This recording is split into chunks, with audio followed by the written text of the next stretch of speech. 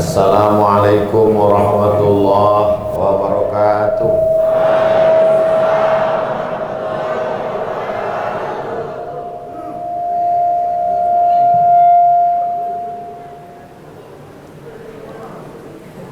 Alhamdulillah wassalatu wassalamu ala Rasulillah Sayyidina wa maulana Muhammad ibni Abdillah wa ala alihi wa sahbihi wa man tabi'ahu wa mawala. Rabbi syrah li sadri wa yassir li amri wa hlul 'uqdatam min lisani yafqahu qawli. Bapak-bapak, ibu-ibu, hadirin hadirat, muslimin muslimat, tak dapat saya sebut satu persatu. Insyaallah kita semua dimuliakan Allah Subhanahu wa taala. Ya Rabbal alamin. Yang kita hormati alim ulama, cerdik pandai, tokoh masyarakat, para habaib yang tak dapat kita sebutkan, tapi insya Allah semua nama-nama ini dicatat oleh para malaikat. A'udzubillahi minasyaitonirrajim. Inna 'alaikum lahafizin. Bersama kamu ada malaikat hafizin, menjaga, kiraman, mulia, katibin, menulis, menjaga, mulia, menulis. Ya'lamuna ma taf'alun. Mereka tahu apa yang kamu lakukan. Buku catatan itu nanti akan diberikan kepada kita. Fa amma man utiya kitabahu biyaminih. Siapa yang buku catatan amalnya diberikan dari arah sebelah kanan, fa sawfa yuhasabu hisaban yasira. Maka hisabnya, perhitungannya akan ringan, dimudahkan Allah Subhanahu wa taala. Tapi siapa yang kitabnya diberikan dari arah belakang, fa sawfa yad'u subura. Maka dia akan dipanggil sebagai orang yang celaka, orang yang rugi. Makanya ketika kita berwudu, disiram tangan sebelah kanan, kita berdoa, mudah-mudahan buku catatanku nanti diberikan dari arah sebelah kanan, insyaallah. Lalu kemudian Allah katakan, Iqra kitabak, baca buku catatan amalmu. Oh, bunyi mobil. Baca buku catatan amalmu. Ketika buku catatan amal itu diberikan, kafa binafsikal yawma 'alaika hasiba. Cukuplah buku itu sebagai alat untuk menghitung segala perbuatan baik burukmu. Lalu kemudian orang yang melakukan dosa melihat buku catatan amalnya itu. Bagaimana isinya? Mali hadzal kitab. Mengapa buku saya ini la yughadiru saghiratan, semua yang kecil-kecil, wala kabiratan, semua yang besar-besar ada di dalam. Perbuatan dosa yang tidak dia ingat ada print outnya, ada catatannya, dicetak. Faman ya'mal mithqala dzarratin khairan yarah. Sebesar biji sawi, sebesar ujung rambut, sebesar ujung mata pedang, sebesar tapak kaki semut yang hitam, ditunjukkan di depan matanya. Lalu kemudian apa kata dia? Allahumma ba'id bainana wa baina asfarina. Allahumma ba'id bainana. Jauhkanlah kami dari buku catatan kami ini. Kami pun malu menengoknya ya Allah. Itulah mengapa kita berdoa, Rabbil firli. Hapuskanlah buku catatan yang tak baik itu Allah. Siapa yang tak pernah buat dosa? Semua kita ini buat dosa. Tapi insya Allah ketika nanti kita menghadap Allah, buku catatan dibuka, semuanya hapus bersih insya Allah. Tapi catatan hutang tidak. Ini jangan untang-untang udah tobat. Ini namanya Masjid Imam Bonjol. Masjid Imam. Saya katanya besok Ustadz subuh terakhir tausiah itu di Masjid Imam Bonjol, saudara-saudara kita dari Minangkabau. Tapi walaupun ini masjid didirikan mayoritas masyarakat Minangkabau, tapi sholatnya pakai bahasa Arab kan? Tak ada mentang-mentang Masjid Imam Bonjol, wakaf masyarakat Minangkabau Ternate. Tiba-tiba dalam Allah nan gadang bana. Ada untuk bahasa Arab. Dan tidak ada di situ ditulis Masjid Imam Bonjol hanya untuk masyarakat Minangkabau. Yang lain daripada itu dilarang masuk. Ada. Jadi yang berwakaf mungkin mayoritas kebanyakan itu salah satu ajaran Islam, tidak membeda-bedakan suku dan warna kulit, semuanya sama. Adapun masalah mazhab beda-beda sedikit saja. Saya pergi ke Maroko, bismillahnya tak berbunyi sama sekali. Allahu Akbar, Alhamdulillahi Rabbil Alamin. Sama dengan di Makkah Pak Ustaz? Enggak, Makkah bismillahnya ada, cuman tak terdengar. Sama lah, tak sama. Maroko tak ada bismillah sama sekali. Kalau Makkah pakai bismillah. Alhamdulillahi Rabbil Alamin, Ar-Rahmanir Rahim, Maliki Yaumiddin. Kalau tempat kita macam-macam. Ada yang pakai bismillah, ada yang bismillahnya sir. Ada di masjid itu imamnya dua, yang satu pakai bismillah, yang satu tidak. Saya pernah sholat di salah satu masjid, ditunjuknya Ustaz Somad itu imam. Imam apa? Imam silent. Kalau Ustaz Somad, saya pakai mazhab Syafi'i. Dalam mazhab Syafi'i bismillahnya jahar. Bismillahirrahmanirrahim, Alhamdulillahi Rabbil Alamin. Tidak boleh kita membawa mazhab yang bertentangan dengan masyarakat yang ada. Maka bismillahnya sir, karena yang dipakai mazhab Ahmad bin Hanbal, Imam Hambali, sejak tahun 1924 pemerintahan Saudi Arabia memakai mazhab resmi, mazhab Hambali. Sebelum 1924 maka mazhab yang besar di Makkah adalah mazhab Syafi'i. Imam besar Masjidil Haram Makkah tahun 1916 namanya Syekh Ahmad Khatib, alif lam mim nun kaf ba alif waw ya, 9 huruf. Bahasa Arab itu biasanya 3 huruf. Hadir, hadara, majlis, jalasa, membaca, qara'a. Ini sampai 9 huruf. Alif lam mim nun kaf ba alif waw ya. Gimana lah cara membacanya ini? Rupanya Al-Minkabawi, Minangkabau. Ada anak muda merantau. Ada suara-suara. Ada anak muda merantau ke Makkah. Namanya Ahmad. Siapa namanya? Ahmad. Kalau di kampung awak Ame. Namanya Ahmad, pergi ke Makkah. Sampai di Makkah hafal Quran, hafal hadis, hafal fikih, mengaji pada ulama-ulama Masjidil Haram. Memang dasar betuah. Kalau tuah ada di badan, pasir digenggam menjadi intan.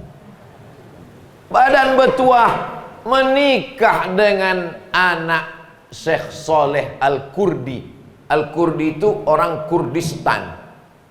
Cantik, kaya. Ini tak perlu saya sebutkan, nanti bapak tu tak senyum balik ke rumah. Cantik, kaya, anak orang soleh, bisnismen orang Kurdi di Makkah. Namanya Syekh Soleh Al-Kurdi. Punya anak gadis, menikah dengan Ahmad tadi. Lalu kemudian Syekh Soleh tadi dekat dengan Syarif Makkah. Waktu itu Makkah belum dipimpin oleh rezim King Abdul Aziz. Karena King Abdul Aziz baru berkuasa di Makkah 1924. Waktu itu Makkah Madinah otonomi khusus. Otonomi. Otonomi itu artinya pemerintahan yang mandiri, berdiri sendiri. Itu arti otonomi. Karena dulu waktu saya kuliah di Mesir tahun 1998 reformasi.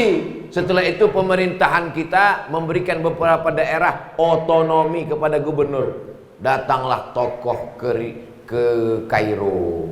Jadi kami tanya, Pak, apa arti otonomi itu, Pak? Katanya, oto diurang, mi diawak.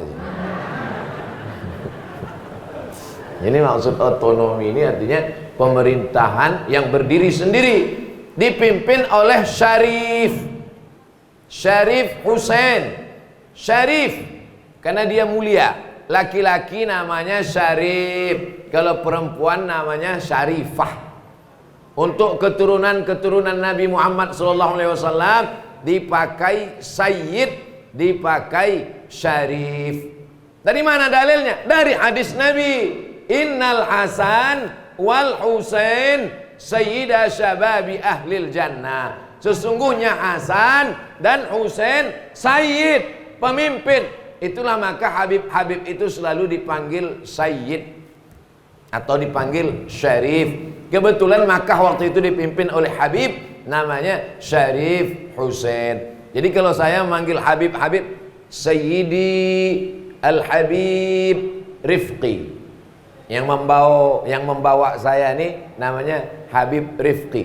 Yang saya hormati Sayyidi Al-Habib. Jadi memanggil keturunan Nabi itu Sayyidi. Lalu Sayyid ini pun datang ke berbagai negeri. Sampailah ke apa nama kota kita? Saya ingat, cuman ngetes saja bapak-bapak. Datang mereka kemari, maka kita panggil Sayyidi. Sayyidi artinya tuanku. Karena orang Minangkabau itu bahasanya selalu pendek. Berapa? Ba'a. Bagaimana? Ba'a. Berapa? Bara. Maka Sayyidi itu pun disingkatnya Sayyidi jadi Sidi. Jadi para ulama yang keturunan Nabi tadi naik kapal laut. Waktu itu belum ada pesawat. Dari Hadramaut, Yaman. Kok bisa keturunan Nabi itu ke Yaman? Nah, ini panjang ceritanya. Nabi Muhammad SAW punya anak namanya Fatimah. Ambo dulu kalau disabi Fatimah ingat ambo Nabi. Kini sabi Fatimah ingat bini. Nabi punya anak namanya Sayyidatuna Fatimah. Sayyidatuna Fatimah itu punya anak laki-laki namanya Sayyidina Al-Husain. Sayyidina Al-Husain punya anak laki-laki namanya Sayyidina Ali Zainal Abidin. Sayyidina Ali Zainal Abidin punya anak laki-laki namanya Sayyidina Muhammad Al-Baqir. Sayyidina Muhammad Al-Baqir punya anak laki-laki namanya Sayyidina Ja'far Shadiq. Sayyidina Ja'far Shadiq punya anak laki-laki namanya Sayyidina Ali Al-Uraidi. Sayyidina Ali Al-Uraidi punya anak laki-laki namanya Sayyidina Muhammad An-Naqib. Sayyidina Muhammad Naqib punya anak laki-laki namanya Isa. Sayyidina Isa punya anak laki-laki namanya Ahmad. Ahmad bin Isa Al-Muhajir. Muhajir artinya pindah. Ada kawan saya namanya Muhajir. Nama kau siapa? Muhajir. Kenapa nama kau Muhajir pindah? Ayahku transmigrasi. Kalau ini bukan. Yang ini Imam Sayyidina Ahmad bin Isa Al-Muhajir pindah dari fitnah-fitnah di Irak, lalu dia pergi ke negeri yang tenang, mendapat ilham dari Allah. Itulah negeri tenang bernama Tarim Hadramaut. Jadi Habib-Habib kita ini kebanyakan belajar di Darul Mustafa Tarim Hadramaut yang sekarang dipimpin oleh Habib Umar bin Hafiz, juru bicaranya para Habib. Lalu para habaib ini datang menyebarkan Islam ke negeri kita. Itulah yang saya semalam ziarah ke makam Sayyidi Al-Habib Sayyid Muhammad bin Abdurrahman Al-Bar, Sayyid Habib-habib yang ada besar di apa nama daerah kita? Ternate.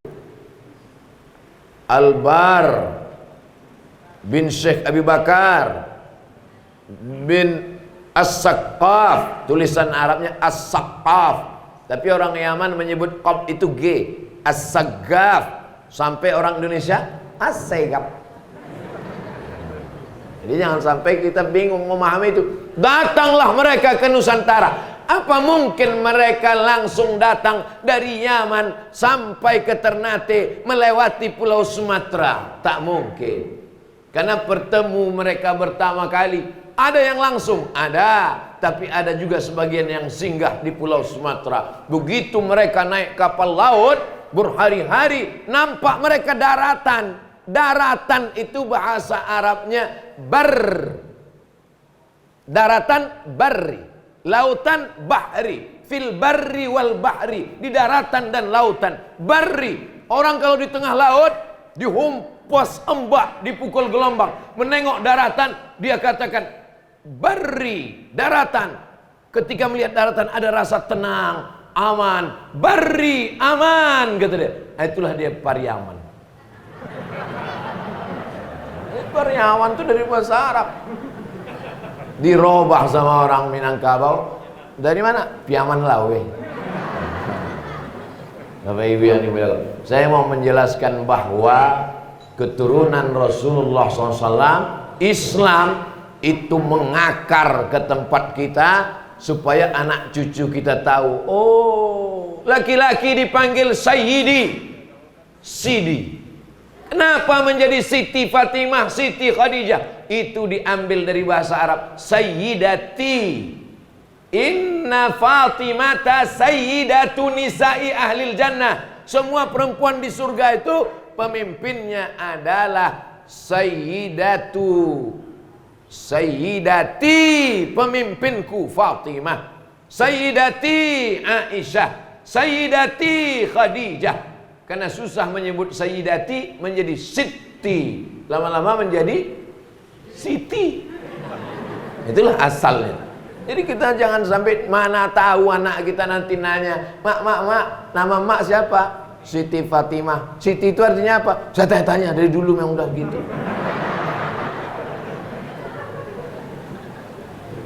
Betapa bahasa Arab sudah mengakar ke dalam bahasa Indonesia. DPR, D, Diwan, P, perwakilan. Dari bahasa Arab wakilun, R, rakyat, ra'iyatun. Jadi DPR, Dewan Perwakilan Rakyat, itu yang bahasa Indonesianya cuma P dengan an, perwakilan. Yang lain daripada itu bahasa Arab. Diwan, wakil, ra'iyah. Jadi kalau ada orang mengatakan bahasa Arab ini bahasa teroris, DPR lah yang pertama mengamuk. Betul. Orang Minangkabau merubah namanya menjadi Arab. Salah satunya itulah Ahmad tadi. Ini kita cerita entah kemana-mana. Yang Ahmad tadi Bapak Ibu kok bisa lupa? Kenapa tak tanya ke saya? Amek tadi Bu ya?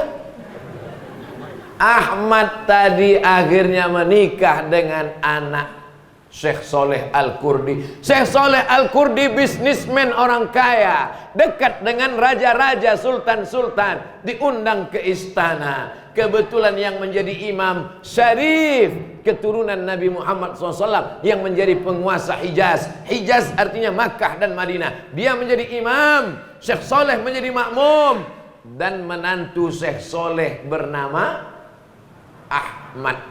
Jadi imamlah Syarif. Ditakdirkan Allah salah bacaan Syarif tadi, terlupa dia.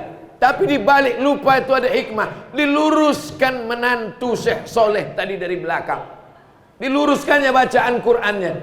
Lalu kemudian setelah selesai sholat, Assalamualaikum warahmatullahi wabarakatuh, Assalamualaikum warahmatullahi, ditanyanya lah, berdialog, bercerita.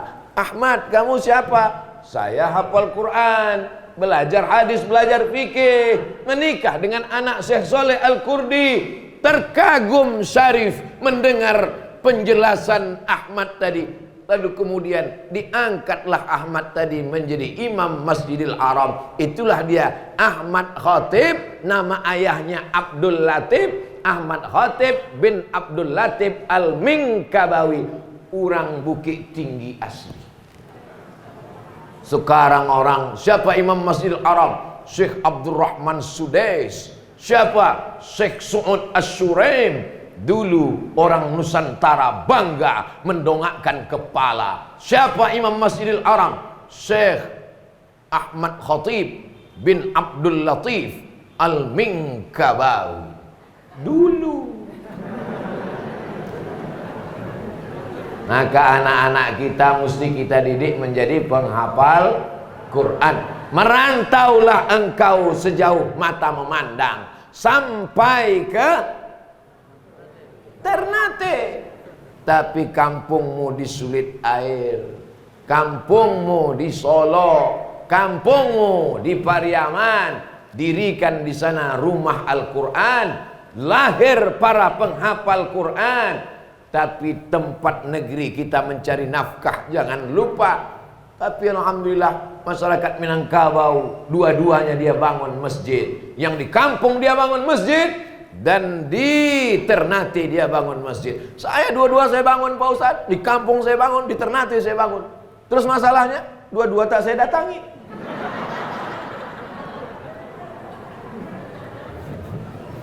Bapak Ibu yang dimuliakan Allah Subhanahu wa ta'ala, saya naik pesawat dari Pekanbaru ke Jakarta 1 jam 30 menit. Dari Jakarta naik pesawat lagi ke Sorong, Papua. Jauh. Lewat Ternate. Terbang sampai di Papua. Begitu turun disambut saya oleh saudara kita di Papua dengan tarian-tarian Papua, pakai piring besar. Saya makan sikit. Piring besar, gambar burung cendrawasih di piring itu. Saya dalam hati, wah berat ini makan. Rupanya piring itu untuk dipijak. Diletakkan kaki di piring itu. Piring itu saya bawa pulang ke rumah, saya tempel di dinding rumah besar. Setiap tamu yang menengok piring itu macam menengok kucing.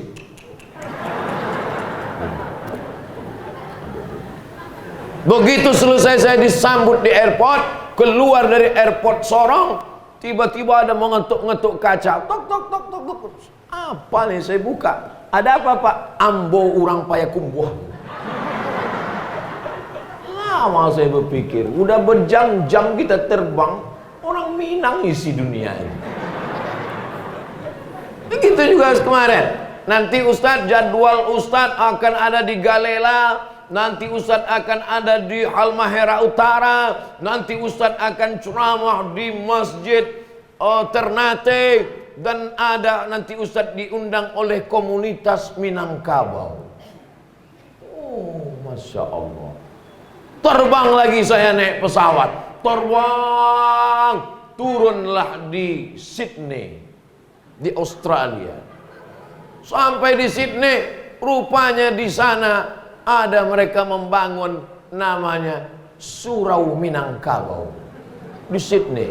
Generasi yang ketiga, di mana bumi dipijak, di situ ada orang Minangkabau. Asal ada simpang 4 di situ ada orang Minang. Makanya orang Minangkabau tidak bisa main bola. Tak bisa dia main bola. Kenapa? Karena kalau dia sudah menengok ada orang ramai, dia tidak fokus lagi menendang bola ke gawang. Tengoknya ada orang ramai, menggalewak lah gitu.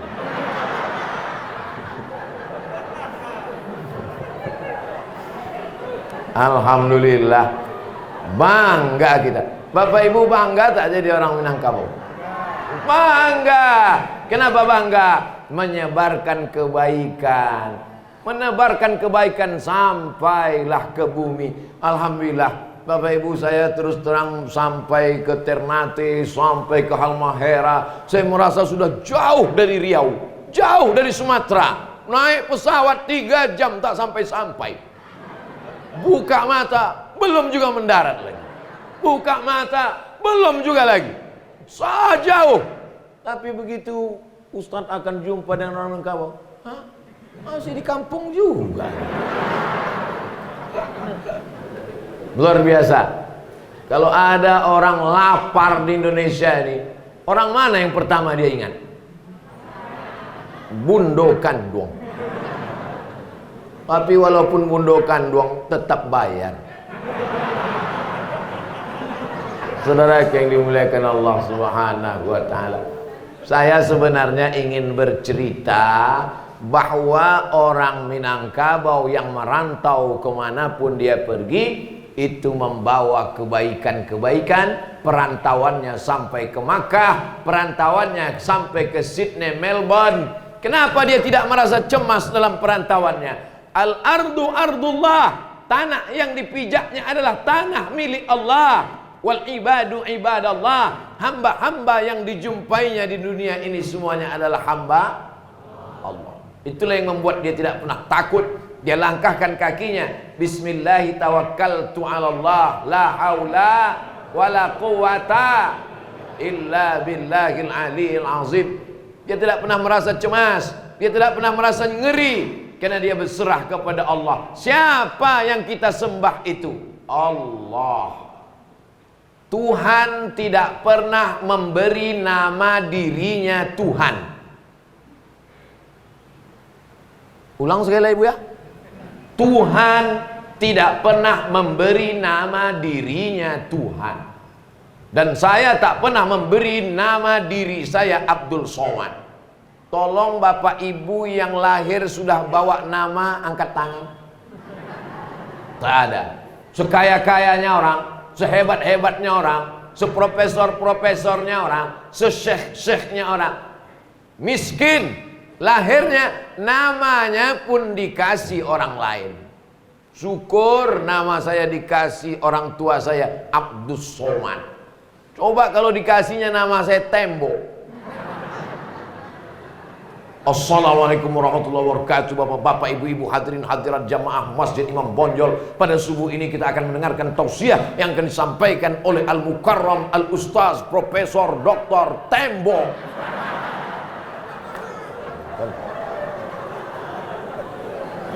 Ada rupanya orang namanya Tembok. Ada namanya Tembok Husain Tembok. Lalu kemudian setelah dia masuk Islam, dirubah Nabi namanya menjadi Abdullah. Siapa namanya? Abdullah, hamba Allah. Nama ayahnya Salam. Ibu-ibu kaya, cincin kiri kanan, gelang, subang, anting, gigi pun emas. Begitu kenalan, tas, Masya Allah, ditanya orang, ibu kaya ya? Iya. Nama ibu siapa? Nyonya Tembok. Maka dalam Islam nama itu Masya Allah. Tapi ada pula orang yang berkata, what is in a name? Apalah arti sebuah nama? Shakespeare dari Inggris.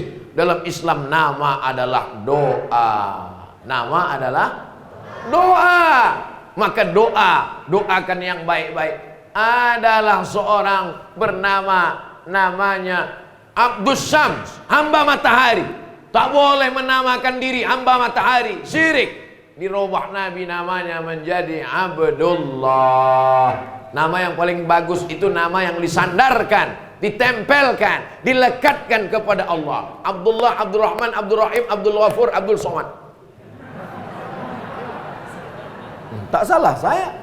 Bukan saya ngasih nama saya, orang tua saya.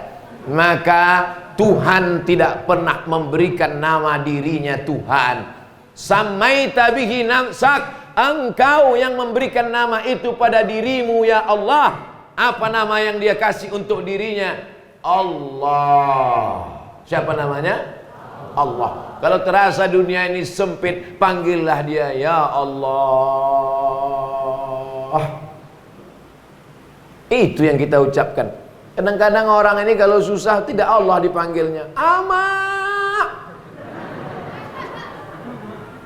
Ama. Ama itu bahasa kampung kami, my mother. Kenapa ama yang dipanggil? Karena ibu nomor 2 setelah Allah. Wa qadha rabbuka alla ta'budu illa iyyah. Engkau wajib menyembah hanya kepada Allah. Setelah Allah, wabil walidaini ihsana, kepada kedua orang tua kau berbakti. Ada ayah, ada emak, tapi emak dapat 3 kali. Ayyun nas ahabbun nas bi husni suhbati, siapa orang yang paling layak mendapatkan baktiku? Ummuka. Siapa lagi? Ummuka. Siapa lagi? Ummuka. Itulah maka orang kalau menangis dia panggil ma. Saya sampai hari ini kalau sedih hati saya, yang saya panggil emak. Walaupun sudah meninggal dunia, makin meninggal dia makin rindu hati kita. Maka saudara-saudara, kawan-kawanku, sahabat-sahabat, jauh kalian sudah datang sampai ke Ternate, tapi sekali-sekali teleponlah amak di kampung. Jangan sampai dibawanya handphone tuh ke tempat servis. Untuk apa, Bu? Ini handphone kok rusak ya, nggak hidup-hidup. Dicek sama orang tukang servis, handphonenya bagus, Bu, hidup. Terus anak ibu nggak pernah nelpon. Kalau calon istrimu kau telepon pagi, petang, siang, malam, dia itu masa depan. Istri itu masa depan yang akan menemanimu waktu sakit, yang akan melahirkan anak-anakmu, yang akan menyenangkan hatimu. Tapi jangan lupa, di situ masih ada kata akan. Akan itu apa artinya? Entah iya entah tidak. Tapi ibumu masa lalu sudah mengandungkanmu, sudah melahirkanmu, sudah menyusukanmu, mengalir darahnya dalam darah badanmu. Sekali-sekali miss call lah. Sekali-sekali. Nanti sampai masanya setelah dia tak ada, baru kau menyesal, kau garu dinding. Saat itu penyesalan tak berguna. Saya kalau sudah menengok ada orang menangis menggaru dinding karena emaknya meninggal, yang lain bilang sabar ya, ini menunjukkan penyesalan yang sangat dalam karena tak berbakti ketika hidup. Saya kalau menengok ada orang terlampau menangis ketika orang tuanya meninggal, tak saya suruh diam. Rasanya mau saya sipakkan aja kepala. Dulu waktu dia masih hidup, kenapa tak kau kirimkan paket makanan? Kirimkanlah kopi dari Ternate. Kenapa Ustaz tiba-tiba ingat kopi? Semalam saya minum kopi, tak tidur-tidur satu hari. Sampai tadi malam pulang tausiah. Dalam hati saya, ini kalau sempat malam ini tak tidur juga, besok cemana ceramah ini. Rupanya habis dosis kopi itu. Tertidur saya tadi malam. Sejak itu kalau ke Ternate hati-hati minum kopi ini. Kopi itu minuman wali-wali Allah. Wali-wali itu minumannya kopi. Kenapa? Karena mereka takut malam matanya tertidur, mereka mau tahajud, mereka mau berzikir, maka dia minum kopi. Jadi nanti kalau suami ibu minum kopi, berarti dia wali. Wali murid.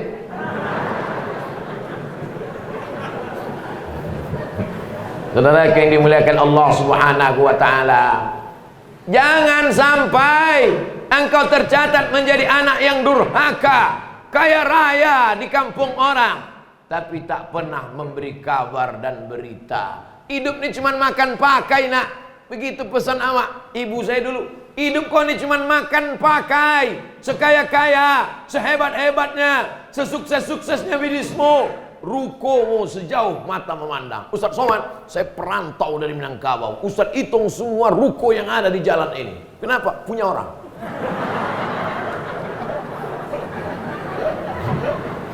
Sekaya-kayanya kita hidup ini cuman makan pakai.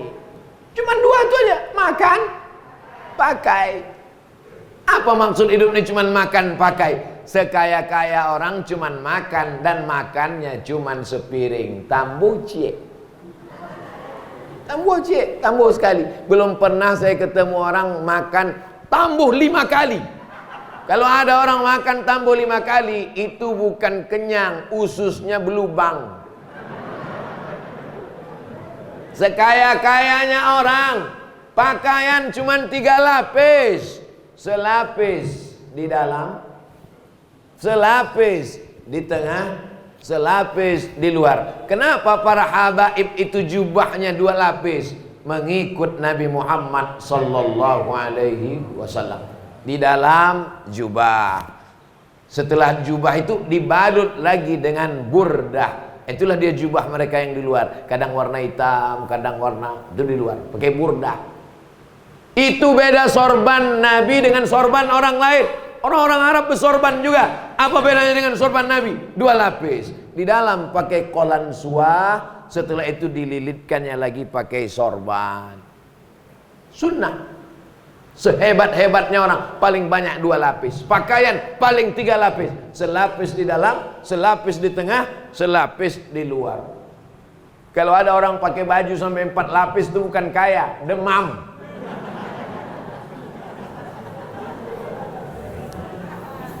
Mana bukti orang kaya? Bukti kalau kau kaya, maka buatkan sekolah tahfiz gratis di kampung halaman, supaya anak di kampung jangan sampai buta huruf Al-Quran. Di mana dulu yang kami bangun? Di sini bangun bersama-sama, komunitas. Tak bisa bangun sendiri karena keterbatasan. Tiangnya bapak, atapnya ibu, lantai keramiknya bapak, lampunya ibu. Maka semuanya akhirnya jadilah masjid yang cantik. Masya Allah, tabarakallah. Masjid ini tak ada kurang sikit pun. Sudahlah pakai AC, pakai kipas angin pula lagi. Lengkap semua. Lampunya hidup, yang kecil-kecil, yang besar-besar, hidup semua cantik. Keramik sampai ke dinding-dinding keramik. Bukan cuma lantai berkeramik. Indah. Laki-laki, perempuan, bisa di sini, bisa di atas. Maka tak tahu saya entah siapa yang mewakafkan keramik lantai tempat saya. Insya Allah semua yang mewakafkan ini, tapak tanahnya, atapnya, kosetnya, pintunya, semua mendapatkan tetesan pahala. Ibu saya sudah meninggal Pak Ustadz. Mau balik ke kampung tak ada gunanya lagi. Hati makin sakit. Wakafkan 1, 2, 3 sak semen, hadiahkan untuk almarhumah. Itulah yang akan kekal abadi. Ya Rasulullah, ya ummi matat, emak saya sudah meninggal. Apa atasaddaqu anha? Boleh saya bersedekah kepada dia? Kata Nabi, bersedekahlah. Itu dalil sedekah untuk orang meninggal sampai. Ayu sadaqatu afdal? Apa sedekah yang paling afdal? Sedekah yang paling afdal saqiyul ma, memberikan air minum. Masjid buatkan di depan kotak, kotak isi air minum. Isi air minum. Setiap orang mau datang haus dia minum. Hadiahkan, wakaf untuk almarhumah ibu saya. Saya pergi ke Malaysia ceramah beberapa tahun yang lalu sebelum Covid. Ada di masjid itu kotak tinggi, lalu kemudian kotak-kotak kecil, isinya air minum. Asal diambil satu, muncul satu. Asal diambil satu, muncul satu. Tempat kita begitu dibuat, diambil satu, hilang semua. Ngalir pahalanya. Wakafkan untuk almarhumah ibu. Lalu kemudian pergi saya ceramah ke Banjarmasin. Di depan rumah bapak-bapak orang kaya, duitnya banyak, dibuatnya ada kulkas, tapi tak sampai beku. Airnya cuma dingin saja. Lalu kemudian dipasang cangkir, dikasih tali pakai besi, supaya cangkir ini tak dilarikan orang. Jadi siapa saja yang lalu lalang haus minum, kering tenggorokannya, mengalir air. Begitu juga lah mengalir ke makam, ke kubur almarhumah, almarhum. Kalau sedekah air saja sampai, apalagi nasi kapau. Kalau sedekah air saja sampai, apalagi rendang. Kami dulu Bapak Ibu ketika sedang kuliah di Mesir, naik kapal laut lah, dipukul ombak, dihempas gelombang.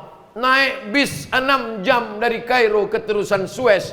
Dari Suez naik kapal laut ke Jeddah. Dari Jeddah sampai ke Makkah. Sampai di Makkah tak punya hotel dan tak punya duit. Namanya haji gelandangan. Mahasiswa. Dipukul ombak, dimpas gelombang di tengah Laut Merah, mendarat di pelabuhan Jeddah, pakai kain ihram dari Rabil. Labbaik Allahumma labbaik, labbaik Allahumma labbaik. Ditengok jamaah dari Indonesia menangis, ya Allah. Kami pun mahasiswa menangis juga. Di manalah menginap malam ini? Kita ada mahasiswa menginaplah di rumah yang paling megah, paling hebat. Di mana itu? Masjidil Haram. Rumah Allah Subhanahu wa taala. Jam-jam 3 tukang pel sudah membangun nih. Haji, haji, haji, haji, haji. Dihalaunya kita dari Masjidil Haram. Lalu kemudian makannya dari mana? Situlah kenangan kami pada jamaah haji dari Minangkabau. Kenapa? Mereka banyak membawa rendang. Dari mana? Dari Sumatera, Bu. Oh, Sumateranya di mana? Di Riau. Oh, dake balanci-lancian ai rumah awak. Dari Riau katanya. Iya, Masya Allah. Dibukanya tas, dikasihnya rendang. Tinggal beli nasi 2 rial. Beli nasi 2 rial, beli plastik hitam. Dibentanglah di jalan aspal rame-rame. Tumpahkan nasi itu, ditumpahkanlah rendang dari bumi Minangkabau yang tidak busuk sampai 3 bulan itu. Karena gonsengnya mantap, kering bumbunya. Makin panas, makin hitam, makin enak. Begitu ditumpahkan rendang di atas nasi tadi, kami pun sudah siap berkeliling mau makan. Tiba-tiba nengok topi hitam, rupanya burung merpati terciri dari hati. Sama warnanya dengan yang di nasi tadi.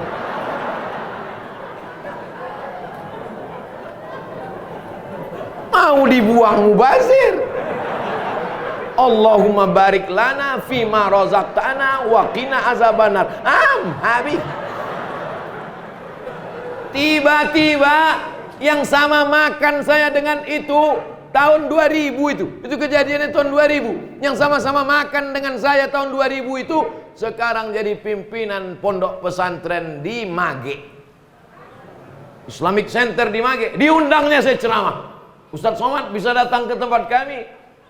Langsung saya teringat, oh yang tai burung dulu. Wah, insya Allah saya datang. Datanglah saya. Saya tengok di pondok pesantren, dia sudah pakai jubah, pakai sorban, berjenggot, menjaga wibawa. Saya tersenyum, teringat saya tarik burung. Habis acara tablik akbar, ceramah, lalu kemudian dibawanya lah saya ke ruang panjang tempat makan. Ustadz Abdul Somad, mari kita makan. Ayo, kata saya.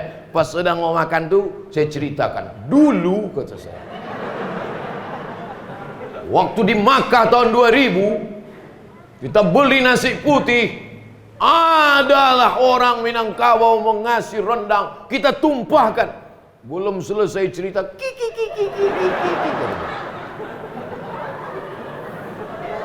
ternyata ada sesuatu yang tak berubah. Apa dia? Kenangan masa lalu. Jadikanlah kenangan itu kenangan yang mengingatkan kita ke Baitullah. Ketemunya di mana? Di Masjidil Haram. Jumpanya di mana? Di musim haji. Kenangan yang membuat kita bersama mengingat Allah dan Rasulullah sallallahu alaihi.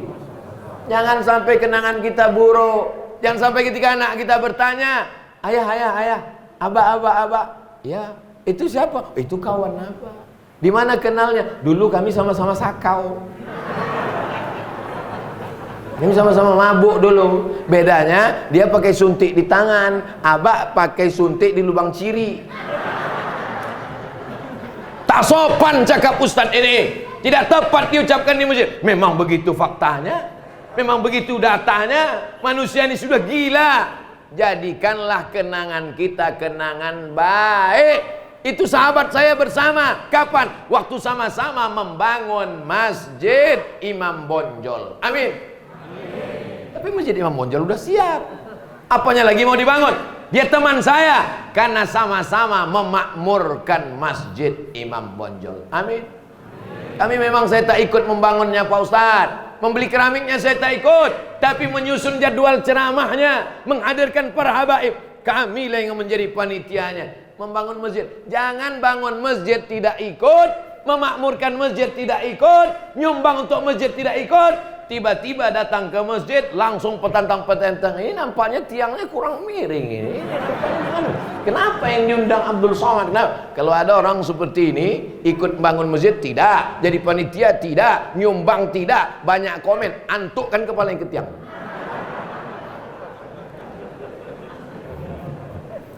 Masya Allah, tabarakallah. Kebersamaan kita di dunia ini singkat, Pak. Betul apa tidak? Kalau dihitunglah kawan saya, oh tak terhitung lagi meninggal dunia. Kawan sama-sama SD meninggal. Kawan sama-sama kuliah satu kelas satu bangku meninggal. Kawan sama-sama berceramah dari Sumatera Utara. Di atas saya satu, di bawah saya satu. Secara umur, yang di atas saya Ustadz Tengku Zulkarnain. Yang di bawah saya Ustadz Mahir Tuailibi. Saya yang tengah. Ustadz Tengku di atas, Ustadz Mahir di bawah, saya tengah. Kalau menurut umur saya dulu, menengok badan kurus saya dulu.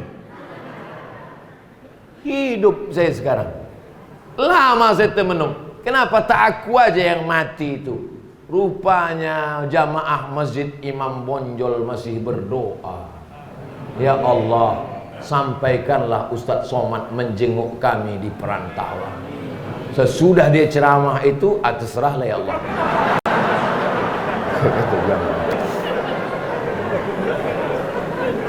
Kalau bisa buatlah kebersamaan kita ini sama-sama mengingat Allah, sama-sama membangun rumah tahfiz Quran, sama-sama mengaji. Kalau tak ada dia datang, sunyi pengajian. Saya Pak Ustadz sangat berharap ibu-ibu ini selalu hadir Pak Ustadz. Kenapa? Karena kalau ibu hadir makanan banyak. Bukan masalah makanannya, tapi masalah kebersamaan kita. Bersama di Ternate, bersama pula di surga Jannatul Firdaus. Begitu nanti kita disuruh Allah masuk ke dalam surga. Wasiqal ladzina taqaw rabbahum, orang-orang yang takwa, takut kepada Allah, takut berzina, takut minum khamar, takut berjudi, takut riba, dibawa mereka ke dalam surga. Apa kata Allah? Salamun qaulam mir rabbir rahim. Salamun alaikum tibtum fadkhuluha khalidin. Sampai kita di dalam surga berjumpa dengan Buya Haji Abdul Malik Karim Amrullah, berjumpa dengan Syekh Ahmad Khatib Minangkabau, berjumpa dengan Buya Muhammad Nasir, berjumpa dengan Syekh Sulaiman Ar-Rasuli Inyak Canduang, berjumpa dengan Syekh Ibrahim Musa Parabek, berjumpa dengan Inyak Jaho, berjumpa dengan Syekh Sa'ad Mungka, karena mereka ulama-ulama penyebar Islam. Lalu kemudian ketika sudah di absen, Buya Hamka sudah, Syekh Ahmad Khatib Minangkabau sudah, Syekh Ibrahim Musa Parabek sudah, Syekh Sulaiman Ar-Rasuli sudah, Inyak Jaho sudah, Ustadz Somad kok ndak ada? Rupanya Ustadz Somad di ruangan lain, selevel di bawah itu sedikit. Yang jamaah, Anda tahu mau tadi mana? Insya Allah semua kita masuk ke dalam surga Allah. Di dunia ini masih ada hasad, masih ada dengki, masih ada sikit hati, masih ada marah. Sama-sama merantau, satu kampung, sampai kemari satu kota, satu bisnis, tapi rezekinya lain. Yang ini rumahnya sudah bangun 2 lantai, ini masih ngontrak, sempit tangkai jantung. Mendengar kabar mobil kawan baru, naik gula darah. Pergi undangan ke hotel bintang 5, waktu mau menyendok gulai, diangkat istrinya pula lah lengan baju sikit. untuk menunjukkan gelang sebesar rantai sepeda motor.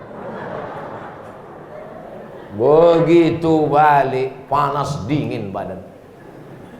Nampaknya kena COVID nih, kata bapak. Bukan COVID. Apa nama penyakitnya? Hasad. Makanya kita disuruh minta perlindungan kepada Allah.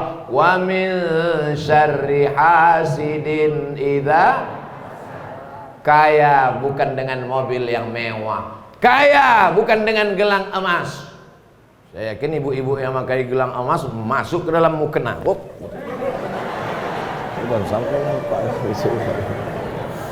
Kayamu bukan karena rumahmu bertingkat, tapi kau kaya karena kau mampu menyantuni anak yatim, fakir, miskin, dan du'afa. Pulang dari sini, pergi ke rumah makan. Terserah rumah makan apa. Rumah makan Padang, rumah makan sederhana, rumah makan Bare Solo, rumah makan pagi petang. Nah, udah ku endorse dah. Lalu kemudian belilah beberapa bungkus. Datanglah ke panti asuhan. Ada panti asuhan di Ternate?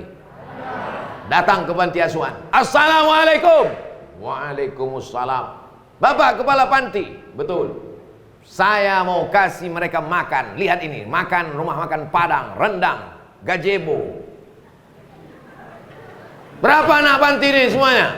Ada 300, Pak. Keluarkan semuanya. Enggak, 3 orang sih. Betul nih buat 3 kan? Laki den surang, anak den surang, amak den surang. Pahalanya sampai. Ibu buat 3, bapak buat 3, adik buat 3, saudaraku buat 3. Ada 100 orang. Jadi berapa bungkus? Enggak 300. Ada juga yang buat 2. Saudaraku yang dimuliakan Allah Subhanahu wa taala, yang tak bisa kita kerjakan sendiri jangan garap sendiri. Abdul Somad bisa datang sampai ke Ternate ini sendiri? Enggak. Habib Rifki, habaib-habaib, ustad-ustad, kawan-kawan, sahabat-sahabat, Pak Bupati, Pak Wakil Bupati, Bapak Wali Kota, mereka berkontribusi. Mereka tak tampil ceramah ke depan, gambar mereka tak ada di baleho, tapi insya Allah. Kenapa acara kita bisa aman? Ada Pak Polisi, ada Pak Tentara. Kenapa mesti ada polisi dan tentara? Memangnya Ternate ini tak aman? Ternate aman apa tak aman Ternate? Aman. Tapi kalau tak ada polisi tentara, ini Abdul Somad ini kurus, tanggal tangannya ditarik orang-orang Minangkabau ini. Kami rindu bana aja Ustaz. Habis lapeh saudara. Saudara yang dimuliakan Allah Subhanahu wa taala, masjidnya sudah cantik, masjidnya sudah bagus, penataannya luar biasa, jam dinding dipasang di situ. Supaya apa? Supaya tahu ustadz bahwa dia sudah ceramah 1 jam. Itu betul. Karena ada juga masjid dipasangnya jam dinding di balik dinding. Sementara ustadz ceramah, tentu 1 jam bara gini gitu. Itu tepat. Ada masjid di Pekanbaru. Saya lihat di atas mejanya itu ada lampu 3. Merah, hijau, kuning. Saya sangka meja itu bekas dewan juri musabaqah tilawatil Quran. Jadi saya tanya ke pengurus masjid, itu meja dewan juri? Enggak, Pak. Jadi kenapa dikasih lampu? Banyak ustadz ceramah tak berhenti-berhenti. Jadi 5 menit sebelum habis kami hidupkan kuning. Tet gitu. Pas merah, tet gini. Assalamualaikum warahmatullahi wabarakatuh. Belum lagi. Bapak Ibu yang dimuliakan Allah Subhanahu wa taala, saya terus terang ceramah subuh ini lepas saja. Saking lepasnya tak berjudul. Apa judul? Cerita ke sana cerita, ada judulnya. Oh, silaturahmi. Saya sebetulnya bukan mau nengok silaturahmi, mau menengok titel lengkap apa tidak.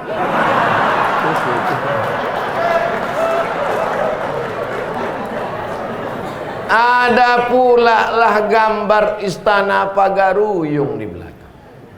Di samping Istana Pagaruyung itu ada pula lah rumah kecil namanya Rangkyang. Rangkyang itu tempat menyimpan padi. Apa maknanya? Padi yang sudah dipanen disimpan di Rangkyang. Kalau datang masa kemarau, kalau datang masa sulit, kalau datang masa susah, tidak susah tak sulit. Kenapa? Karena menabung. Menabunglah. Ini buktinya, contohnya datang masa sulit, Covid, ekonomi macam-macam, tapi insya Allah kita tak risau. Kenapa? Karena padi kita banyak. Amin.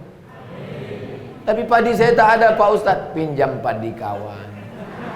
Catat, jangan lupa tulis.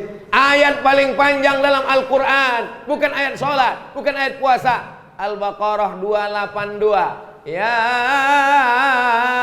ayyuhalladzina amanu, hai orang beriman, idza tadayantum, kalau kamu menjalin transaksi utang piutang, bidainin ila ajalim musamma, sampai batas waktu tertentu, faktubu, tulis. Kenapa utang mesti ditulis? Karena orang mati syahid sekalipun, kalau tak bayar utang, tergantung-gantunglah ruhnya menghadap Allah Subhanahu wa taala. Maka bayar utang. Ini nampaknya Ustadz ceramah ini ada pesanan nih. Dah. Saya ceramah judulnya bisa ditulis di baleho, tapi isinya tak bisa diatur. Ceramah suka hati saya. Saya ceramah di kantor. Kebetulan istri kepala dinas itu belum pakai jilbab. Dipesan sama panitia yang mengundang, Ustadz, tolong pembahasannya jangan menyinggung jilbab sedikit pun. Rupanya dia takut nonjok. Begitu sampai di atas, ya ayuhan nabi, wahai nabi, qul li azwajika, katakan kepada istrimu, wa banatika, kepada anak perempuanmu, wa nisa'il mu'minin, kepada perempuan yang beriman, yudnina alaihinna min jalabibihinna, hendaklah mereka memanjangkan pakaian mereka. Langsung yang mengundang itu tertunduk lemas. Matilah sekali. Langsung kena skor 3 bulan tak diundang. Habis itu diundang lagi. Alhamdulillah. Loh, kok diundang lagi? Alhamdulillah udah meninggal Pak. Jadi tak usah kita takut menyampaikan. Karena kalau kita takut kita sudah habis untuk Allah Subhanahu. Orang Minangkabau kalau takut takkan mungkin sampai ke Ternate ini, betul? Kalau takut, cemas, ngeri, takkan mungkin dia sampai sejauh ini. Apa yang membuat dia? Dia berkata, langkahkannya kaki dari rumah, Bismillahi tawakkaltu 'alallah, la haula wala quwwata illa billah. Tapi kalau udah punya duit, jangan lupa Allah, bayar zakat. Menabungnya kemana? Menabungnya ke Bank Nagari Syariah. Tak ada Bank Nagari Syariah, menabunglah ke Bank Syariah Indonesia supaya selamat kita dari riba. Ini nampak-nampaknya Ustaz sudah dapat royalti dari BSI ini.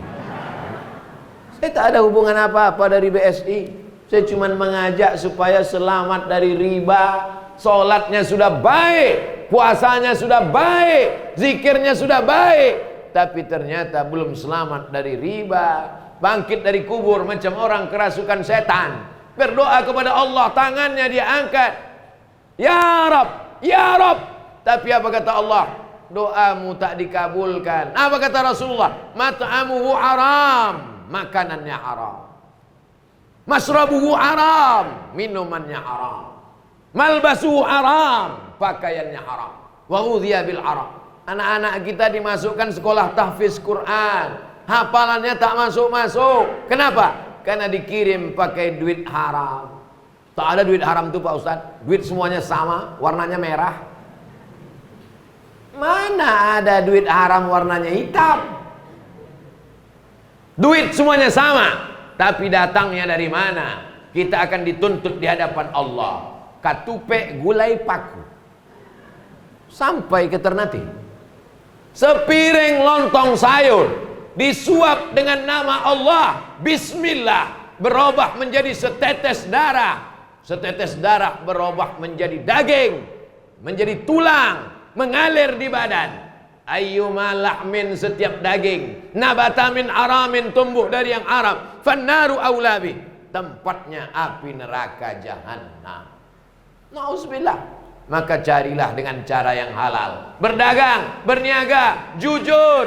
Jangan sampai timbangan 1 kilo di pasar, sampai pulang ke rumah yang paling tajam matanya di dunia ini menengok timbangan ama-ama M3, mak-mak milenial, tajam matanya, kurang 1 kilo.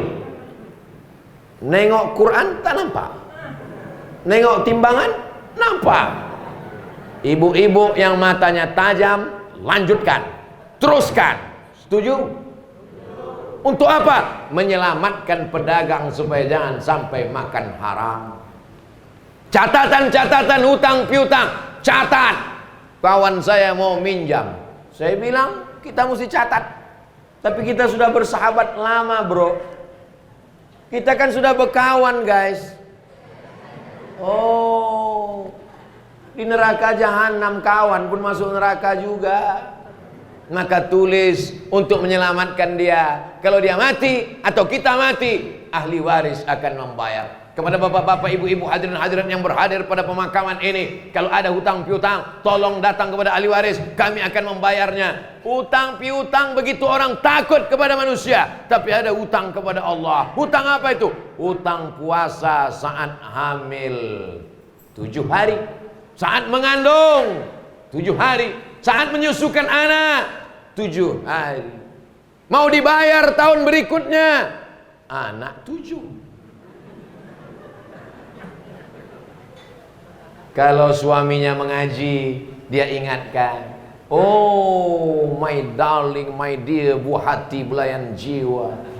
Ada apa bang? Sudah kau ganti puasamu? Karena kalau tidak kita akan dituntut. Man mata, siapa yang mati, wa alaihi siyamun, punya utang puasa, soma anhu waliyuhu, maka dia dituntut untuk dibalaskan, dibayarkan, ditunaikan hutang puasanya itu untuk anak-anak dia. Hari raya kurban, kirimlah ke kampung halaman agak 1-2 ekor kambing. Di Ternate, ya, karena di sini mencari rezeki, di sini kita tinggal, potongkan. Tapi kita tinggal di perumahan klaster, orangnya kaya-kaya, malah mereka tak makan kambing. Ada kambing, ada gulai, ada rendang, ada makan ikan teri sama petai. Jangan lagi mubazir. Ini kadang Idul Adha, terus simpan kambing di dalam kulkas freezer sampai 3 minggu tak bisa ditutup, menyipak kaki kambing dari dalam.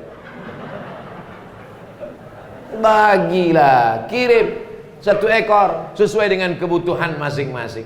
Ini yang Ustaz ceramahkan ini, Ustaz cuma pandai ceramah atau Ustaz sudah buat? Saya kalau berkurban di masjid tempat saya 1, di masjid di kampung 1, di masjid tempat istri 1.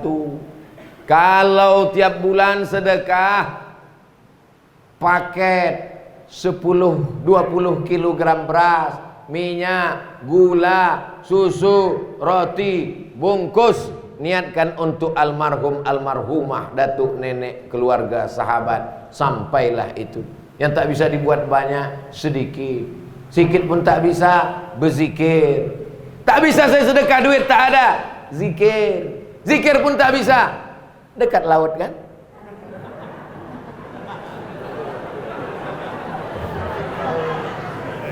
Bapak Ibu yang dimuliakan Allah Subhanahu wa taala, tadi dimulai tausiah jam 6:10, sekarang sudah jam 7:15.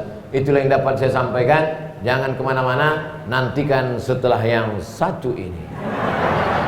Itu kalau awak di TV, ini awak di YouTube, maka mari kita dengarkan dari guru kita, dari Habib kita, Sayyidi Al-Habib Rifqi Al-Hamid hafizahullah. Falyatafaddal mashkura. Fadhil sir. Doa. Aminkan doa Habib. Habib ini mengalir darah Nabi dalam badannya. Bayangkan itu. Kita minta barokahnya. Terima kasih. Assalamualaikum warahmatullahi wabarakatuh.